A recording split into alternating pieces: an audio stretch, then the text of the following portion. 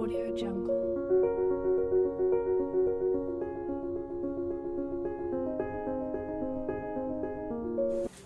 Good morning student. आज मैं class 7 के मैथ का फर्स्ट चैप्टर इंटीजर्स स्टार्ट करने जा रही हूँ।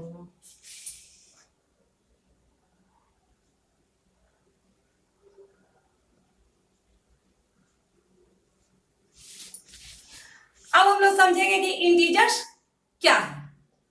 ऐसे तो हम लोग अपने डेली लाइफ में काउंटिंग नंबर को देखते आए हैं, जैसे 1 2 3 4 5 ये हमारे काउंटिंग नंबर है, जिसे हम लोग नेचुरल नंबर भी कहते हैं। यदि इन नंबरों में यदि हम जीरो को ऐड कर देते हैं तो वो हमारा मूल नंबर हो गया। लेकिन हम लोग कभी सोचे हैं कि इन नंबरों के अलावा मेरे नंबरों का एक और ग्रुप है, जैसे -1 -2 -3 -4। जैसे तुम लोग कभी कबड्डी खेलता होगा तो तुम लोग देखता होगा कि एक तुम लोग का ग्रुप हुआ, एक तुम लोग के अपोजिट पार्टी का ग्रुप हुआ। तो तुम लोग का ग्रुप तो पॉजिटिव कहलाया और तुम लोग का जो अपोजिट पार्टी का ग्रुप हुआ वो नेगेटिव कहलाया, और जीरो जो है वो तो हमारा लाइनिंग हुआ। जैसे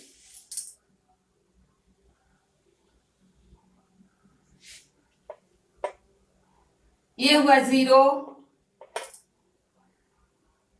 1 2 3 4 5 dot dot dot up to infinity.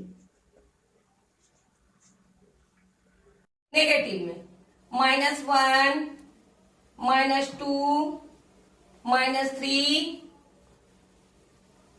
-4 -5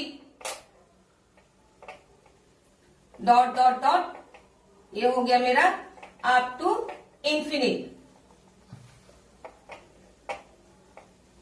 इसमें हम ऐसा नहीं कि सिर्फ प्लस में ही हम आगे की ओर बढ़ते हैं, हम इसका नेगेटिव वैल्यू में भी हम आगे की ओर बढ़ते जाते हैं। इस नंबर लाइन से हम लोग क्या देख रहे हैं? इस नंबर लाइन में हम लोग देखते हैं 1 से लेके जो इधर मेरा गया है राइट साइड की ओर, ये मेरा हो गया नेचुरल नंबर।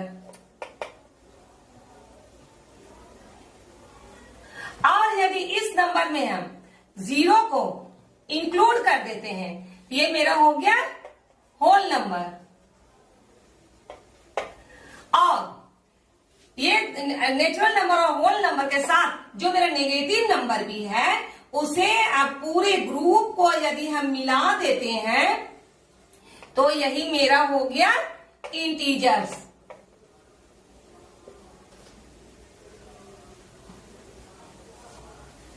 यानी इंटीजर्स में क्या क्या हो गया? हमारे नेचुरल नंबर, 0 और बाकी जितने भी नेगेटिव नंबर हैं, इन सारे नंबरों के ग्रुप को हम लोग क्या कहेंगे? इंटीजर।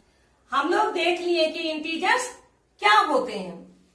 अब हमें देखना है कि इंटीजर्स कितने प्रकार के होते हैं। जैसे 1 2 3 4, ये जो हुआ हमारा पॉजिटिव इंटीजर्स हुआ।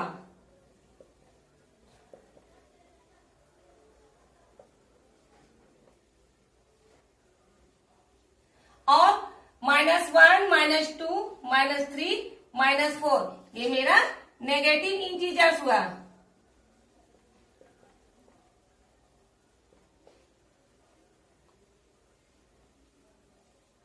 जीरो ना तो मेरा पॉजिटिव इंटीजर्स हुआ और ना ही मेरा नेगेटिव। अब आ जाओ properties of addition of integers, यानी कि इंटीजर्स को ऐड करने के क्या क्या प्रॉपर्टी हैं। First, closure property.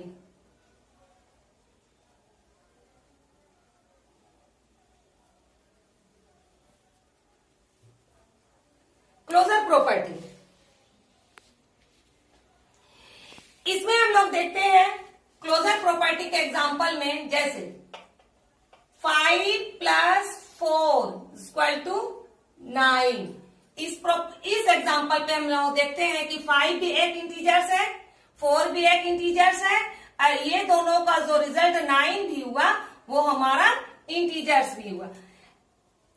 जैसे इस एग्जांपल से हम किस फॉर्मूला पर आए, a plus B equal to C, यानी a भी मेरा इंटीजर्स हुआ, b भी मेरा इंटीजर्स हुआ, और ये दोनों को जब ऐड करते हैं तो इसका जो रिजल्ट सी आया वो भी मेरा इंटीजर्स हुआ।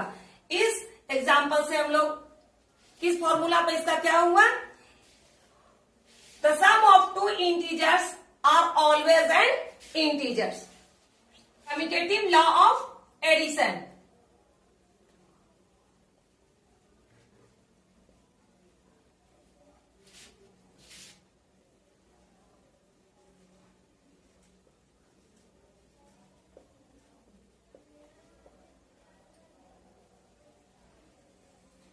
इस प्रॉपर्टी में हम लोग देखते हैं जैसे 5 प्लस 4 इक्वल टू 4 प्लस 5। इसमें हम लोग देखते हैं कि यदि इंटीजर्स को हम लोग इंटरचेंज कर देते हैं, यानी एक स्थान पर इसके स्थान में अगर बदल देते हैं तो इसका रिजल्ट में किसी भी तरह का परिवर्तन नहीं आता है। जैसे और देखते हैं -5 प्लस 6, तो इसका रिजल्ट क्या हुआ 1, या प्लस माइनस 5, इसका भी रिजल्ट 1 आया। इस तरह से हम लोग इसका किस फॉर्मूला पे आए, a plus B equal to B plus ये हम लोगों का हो गया कम्यूटेटिव लॉ ऑफ एडिशन।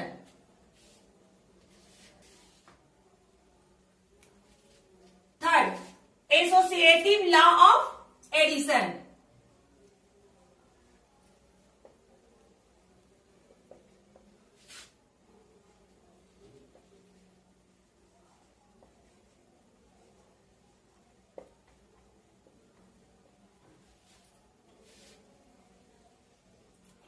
अब इस प्रॉपर्टी पे हम लोग देखेंगे जैसे 5 प्लस 4 प्लस 3,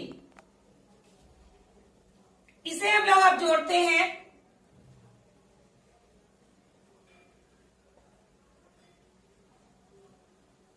इसका रिजल्ट आया 12।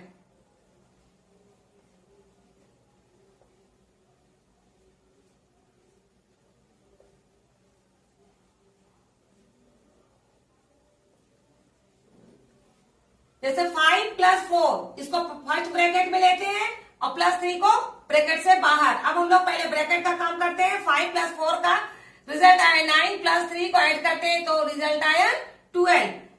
दूसरे रॉ में हम लोग देखते हैं 5 प्लस 4 प्लस 3 को हम लोग 4 प्लस 3 को हम लोग ब्रैकेट में लेते हैं। अब ब्रैकेट में लेने का मतलब है इसे हम लोग पहला काम करेंगे, 5 को उतार देंगे। अब दोनों को ऐड करते हैं तो मेरा रिजल्ट आया 12, जो कि सेम है। अब इसमें क्या देखते हैं, दोनों का रिजल्ट सेम है और दोनों इंटीजर्स है। इससे क्या फॉर्मूला आया बताओ, a plus B plus C equal to a plus B plus C. अब आ जाओ फोर्थ में, जो है एग्जिस्टेंस ऑफ एडिटिव आइडेंटिटी। इसमें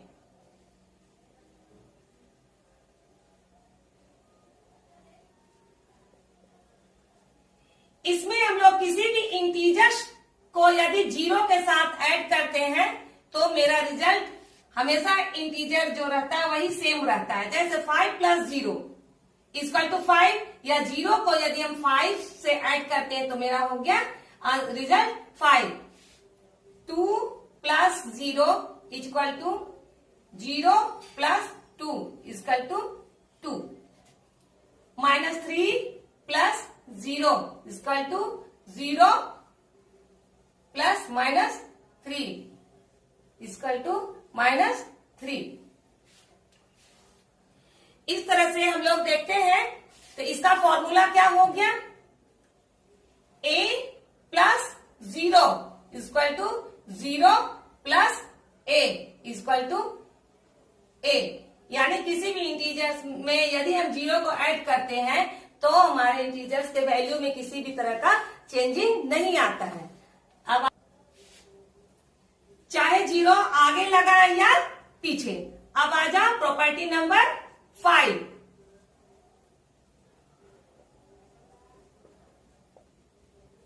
एग्जिस्टेंस ऑफ एडिटिव इनवर्स। यहां इनवर्स का मतलब क्या हुआ, उल्टा, यानी कि अपोजिट। इसमें यदि हम किसी भी इंटीजर्स को उसी के नेगेटिव वैल्यू से ऐड करते हैं तो मेरा रिजल्ट 0 आता है। जैसे 5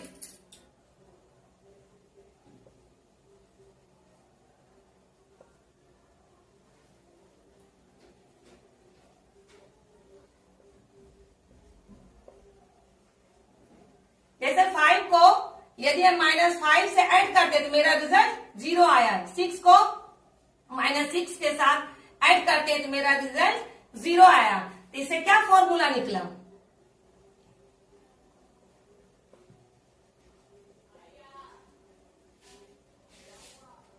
अब आ जाओ properties of subtraction of integers. First, closure property for subtraction.